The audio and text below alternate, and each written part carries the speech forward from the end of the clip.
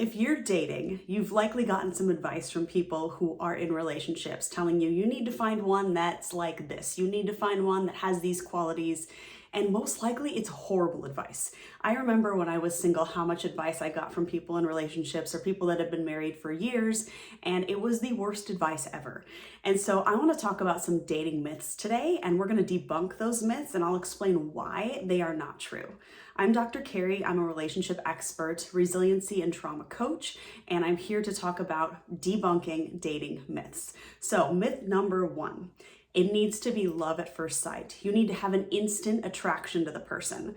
This is horrible advice because what you're actually doing when you do that is you're just looking for someone that you find attractive and that you have like a lustful desire for.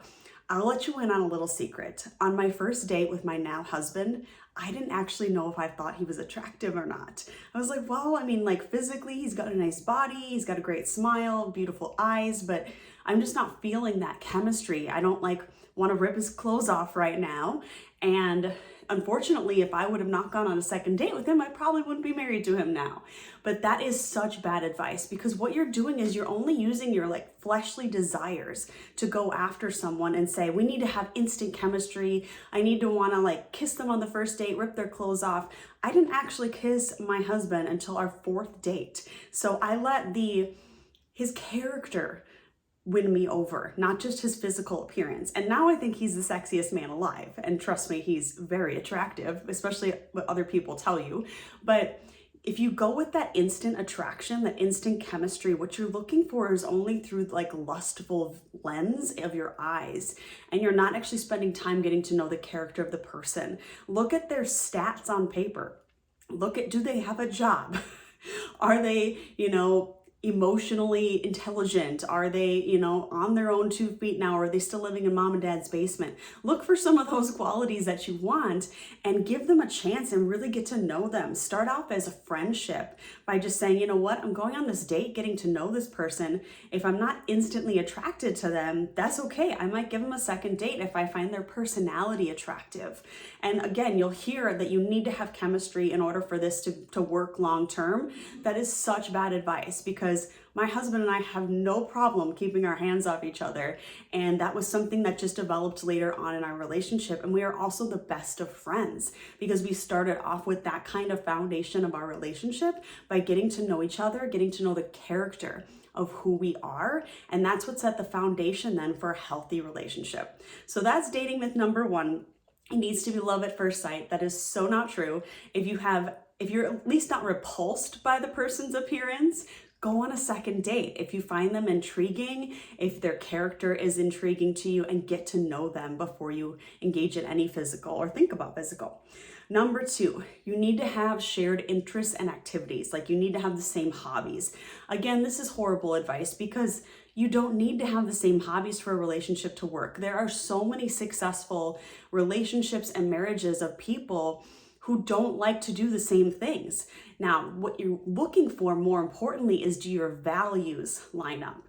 That's what's most important. But if he likes to golf and you like to do crafts with your friends, great. Then do those on the same day so you have your one-on-one time apart from each other and enjoy that time apart. Then you come back together. So you do not have to have the same shared hobbies.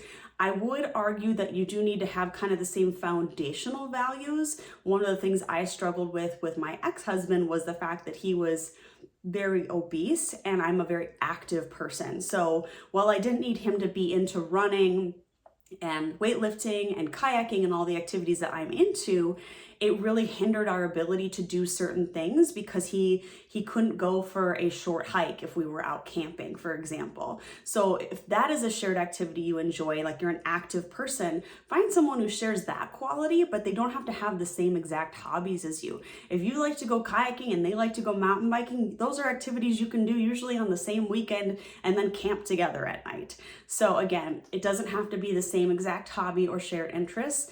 And when you're looking at someone, you're looking more at their qualities than just those activities and hobbies that you can share together. The other thing to consider is maybe you'll find something that you can share together. Maybe there's a hobby that you start together that becomes yours.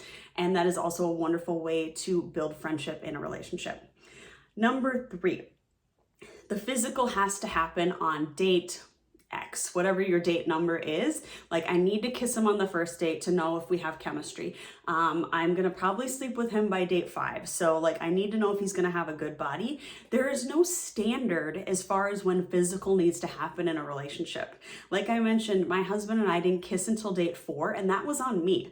He wanted to kiss me on date 1 and 2, and I said no. Date 3, he didn't ask, I think because I turned him down twice. And date 4, I was ready to kiss him. But I had some really strict boundaries on the physical part of our relationship. And he knew that because we discussed it on date 5, I think. And I wanted to wait until marriage to have sex. And we both agreed that that was important to us. So trust me, there's no set standard out there as far as when you have to engage in a physical contact with someone to see if you're going to be compatible. I used to believe that lie, and I used to have sex with men really early on in a relationship to see if we were going to be compatible. And unfortunately, what that did is it clouded my judgment and my vision as far as, are they a good person and are we a good match? So I ended up deciding to wait until marriage to have sex with my husband. In fact, we only kissed before we got married, and I was pleasantly surprised by the turnout of events when we did and start engaging in physical contact after marriage. So you do you, whatever your boundary is, whatever your beliefs are in this realm, that's okay. Own it and have confidence that that's what you want, and that's totally okay.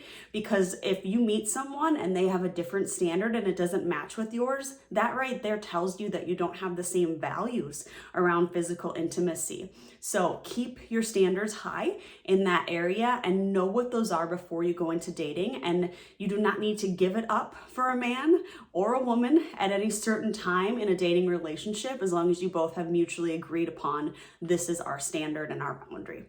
And lastly, you're never going to find someone online. Now, I know there's a lot of success stories of people who've done online dating, myself included. My husband and I did meet on a dating app, and I had tried online dating for years before this happened. I've done it in multiple different ways, websites, apps, paid, not paid, and I have found so many bad ones out there. But what I will tell you about the people that do find love online, they find it because they're intentional about it. And I'm gonna record another video on this topic of just online dating tips so you can really deep dive into this, because that is the majority way people meet these days. And why not? Because you get to screen them before you even go on a date with them. It's great. You get to look at some stats about them, hopefully they're true, on their profile before you even engage in any sort of contact with them. And it's way better, in my opinion, than just meeting someone at a bar, because you get to know a little bit more about them up front. So that advice of like, you're never gonna meet someone online, or even the advice of like, that's where you're gonna meet someone online, because it's the only place to meet someone online, both of those are false. There are so many places that people meet these days. People meet on the side of the road, people meet at the grocery store, people meet on a dating app, people meet on paid sites, they meet on unpaid sites. There are so many different places for you to meet your partner.